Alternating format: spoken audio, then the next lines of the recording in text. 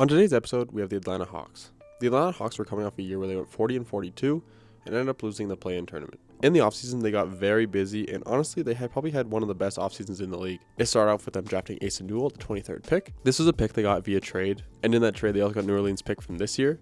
An absolute fleece, as many are saying. When it came to contracts, they extended Dyson Daniels, brought in Nickeil Alexander-Walker, Luke Kennard in free agency, and traded for Kristaps Porzingis. As for subtractions for the team, they lost Kobe Buffkin to a trade, Clint Capella to a trade, Karis LeVert as a free agent, Terrence Mann to a trade, Larry Nance Jr. as a free agent, George Niang via trade, and they waived David Roddy.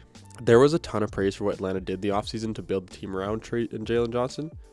Very, very high expectations for the team going into this year, which had them ranked at number 12 in the power rankings. After the first 25 games, Atlanta was sitting at 14-11, a bit of a disappointing start with the high praise they were giving coming into this year.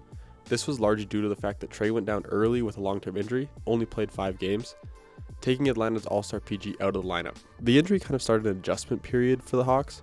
We saw Nickeil Alexander-Walker step into that starting role, and Jalen Johnson really take over that team's new leader. This unleashed Jalen Johnson, building on his breakout from last season, being a true point forward, and was filling the stat sheet. Really solidified himself as the most important player for the Hawks' future. Nickeil Alexander-Walker broke out in the absence of Trey.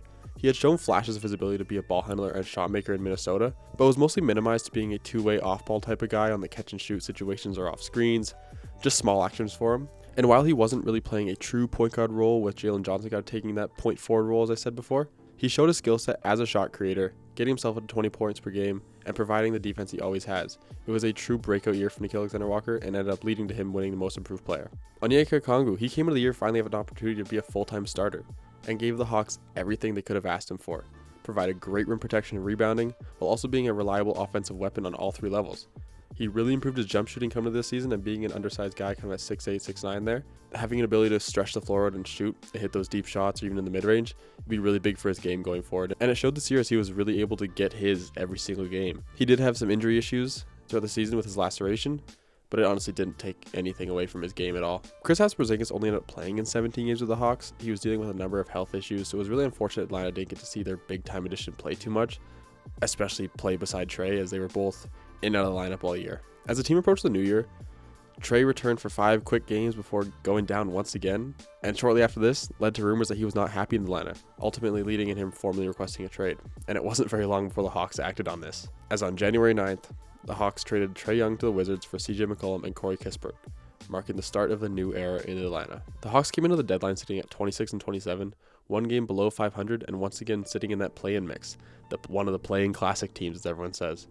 It was unsure what direction this team was going to be going in with a refresh roster, but there was still hope that they would make a playoff push come the end of the year. They got busy at the deadline, trading away Luke Kennard to the Lakers for Gabe Vincent and a second-round pick, trading cash considerations to the Jazz for Jock Landale, and then trading Kristaps Porzingis to the Warriors for Buddy Hield and Jonathan Kuminga. Their front office made lots of moves to try and refresh this roster in hopes for a playoff push, and honestly it worked. The Hawks posted the 4th best record in the league after the break, trailing only San Antonio, OKC, and Boston. From January 11th on, they went 27-15 and ranked among the league's best defensive teams.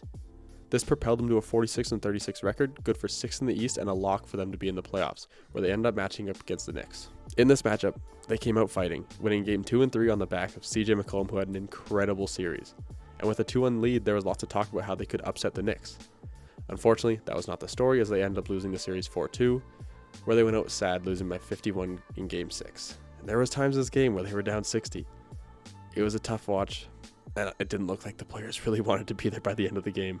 Unfortunate for this team. This series showed lots of promise for this young team and something to look forward to for the fans. I think it's going to be a year that they can definitely build on to only grow next year. Some key players I should talk about, the first one being Dyson Daniels. After winning Most Improved Player last year, he did not look like the same guy this year, specifically offensively. He was still given the same defensive effort. Steal numbers weren't as high, but he was still applying that on-ball pressure that he was doing last year. None of that really changed.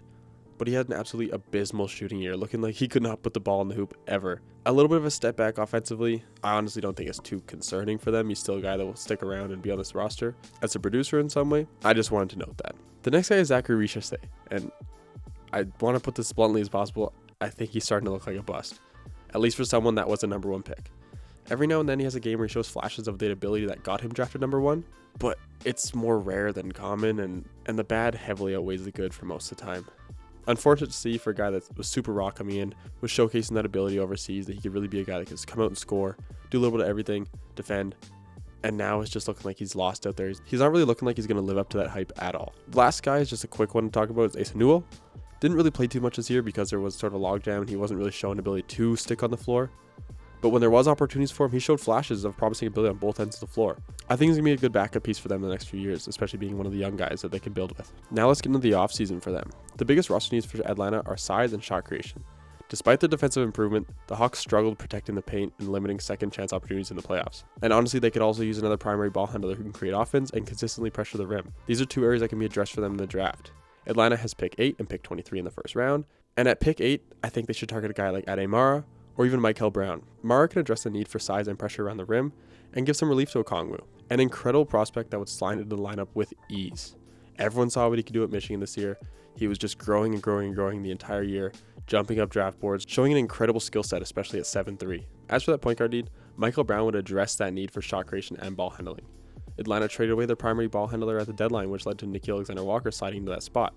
And although he looked great, Michael Brown has an incredible ability to create offense for himself at all 3 levels and find his teammates, while also bringing in positional size. And similar to Trey, he has shown the ability to shoot from just about anywhere. As for the next pick at 23, they can kind of address whatever they don't at 8, and I think that'd be good with guys like Marez Johnson Jr. or even Ibuka Okori. Ultimately, the Trae Young trade transformed this franchise.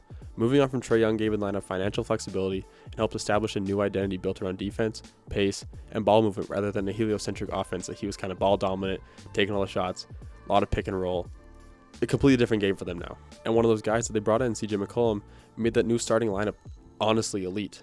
With him, Nickeil Alexander-Walker, Dyson Daniels, Jalen Johnson, and Onyeka Okongwu, they outscored opponents by 21 points per 100 possessions, one of the best marks in the NBA this year. And I think one of the biggest positives is none of the guys on the roster are making more than $31 million next season, leaving Atlanta well below the luxury tax with the ability to use a full non-taxpayer mid-level exception or even make trades this offseason. I think the biggest decision for them is what they do with CJ McCollum. He fits seamlessly after arriving from Washington and provided veteran leadership, scoring, and playoff production. The Hawks can re-sign him using their bird rights, but his future might depend on what they do in the draft. I mean, if they bring in a guy like Michael Brown, that could sort of impact what they do with CJ. But honestly, I think he should be a priority player for them this offseason. Like I just said, he provides that veteran leadership and great production on the floor, and I think it'd be super hard to find a replacement for that either in the draft or in free agency. The next player's contract situation is a little bit more complicated, and is Jonathan Kuminga. Atlanta must decide whether to exercise his $24.3 million player option or negotiate a longer-term deal at a lower annual salary. Or honestly, they can move on entirely, which is what I think they should do. What he provides is very replaceable and can be found in the open market in free agency. He's not a guy that's worth $24.3 million, especially with the production he gives. I think they'd be stupid to exercise his team option. Honestly, just let him walk. There's a lot of stuff in there, but his agent wants him to be an all-star and wants him to be the number 1 option on a team. He's not going to get that on a competing team. Atlanta shouldn't have to put up with any of that. Just let him walk. Let him go to one of those directionless teams that will let him be the number 1 option. Get his agent out of the mix, get him out of the mix. He is such a replaceable player. I don't think they need to stress over what they're going to do with him this offseason. As for extension candidates, the biggest one is Onyeka Okongwu, who is becoming a core piece of this team. He had the best season of his career, posting career highs in scoring, assists, steals, and 3-point shooting, while solidifying himself as Atlanta's starting center. He's extension eligible this fall, and it should be something they look to get taken care of right away when he becomes eligible. Mohamed Gay, Buddy Hield, and Gabe Vincent will also be extension eligible, but honestly, I think the only priority here should be Gay. He provided to be a reliable backup frontcourt option with a ton of defensive versatility, whereas guys like Buddy Hield and Gabe Vincent shouldn't really be prioritized. Their production can easily be replaced either in the draft or in free agency, especially if they get a guy like Michael Brown or Ibuka Okori. All in all, the Hawks emerged from the Trae Young era with a stronger defensive identity, financial flexibility, and valuable draft assets, making this offseason critical as they decide on CJ McCollum, Jonathan Kuminga, and how aggressively they build around their young core. I'm really looking forward to see what they do, especially with this new revamped, refreshed roster. I think there's a lot of potential here and something that they can definitely build on.